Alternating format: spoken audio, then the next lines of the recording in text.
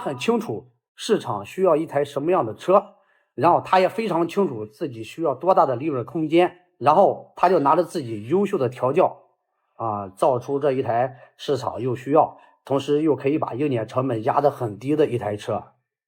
所以现在大家想一想，本田这几年出的车是不是都这个样？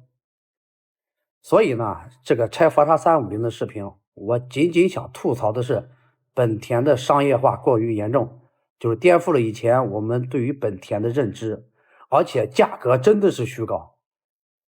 不然的话，本田650也不会降价降那么快，是吧？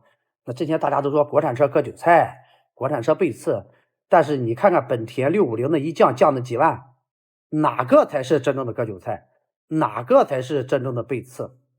还有一点，凸轮轴，我把进口佛刹凸轮轴的照片跟国产佛刹350的凸轮轴照片放在一起，大家自己看，我不参与评价。你们看这俩凸轮轴哪个工艺更好？所以说我对我拆佛刹350的视频的总结就是，我对本田的转变是挺失望的，但是我又佩服本田的调教技术，还有对于市场的竞争把控这一块确实值得我们国产厂家去学习。我表达的仅仅是对本田的失望。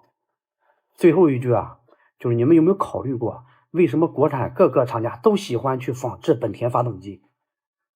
是不是技术难度越低的越好仿制？